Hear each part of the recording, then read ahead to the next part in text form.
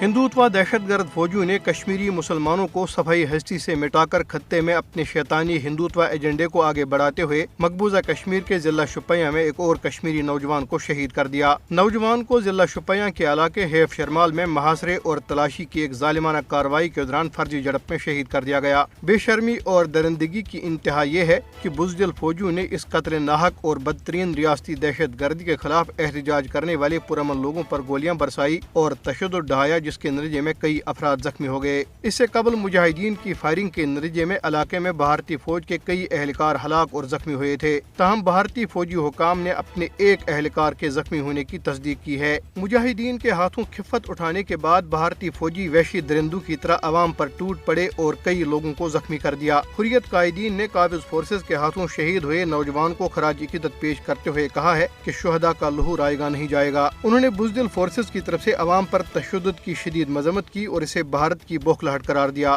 بھارتی supreme court نے جعلی مقابلے میں شہید ہونے والے کشمیری نوجوان عامر ماگرے کے والد کی جانب سے دائر کی گئی درخواست کو مسترد کر دیا، تاہم عدالت نے قابض حکام کو متاثرہ خاندان کو 5 لاکھ روپے کا زر تلافی ادا کرنے کی ہدایت کی۔ قانونی ماہرین نے بھارتی سپریم کورٹ کے اس فیصلے کو مضحکہ خیز قرار دیتے ہوئے کہا ہے کہ سپریم کورٹ کی زر تلافی کی ادائیگی کی ہدایت سے از خود ثابت ہو گیا ہے کہ عامر ماگرے بے گناہ تھا اور اسے ماورائے عدالت قتل کیا گیا۔ بھارتی فوجیوں نے عامر کو 3 دیگر بے گناہ کشمیری نوجوانوں کے ساتھ گزشتہ سال نومبر میں سری نگر کے علاقے حیدر پورہ میں ایک جعلی مقابلے میں شہید کر دیا تھا۔ کل جماعتی حریت کانفرنس آزاد کشمیر شاخ کے کنوینر محمود احمد ساگر نے ایک بیان میں انسانی حقوق کی بین الاقوامی تنظیموں پر زور دیا کہ وہ بھارت کی مختلف جیلوں میں غیر قانونی طور پر نظر بند تمام حریت رہنماؤں اور کارکنوں کی رہائی کے لیے بھارت پر دباؤ بڑھائیں۔ ادھر کل جماعتی حریت کانفرنس آزاد کشمیر شاخ کے سابق کنوینر محمد فاروق رحمانی کی نئی تصنیف کشمیر کے کھونچکا ماحوسال کے اسلام آباد میں رونمائی ہوئی۔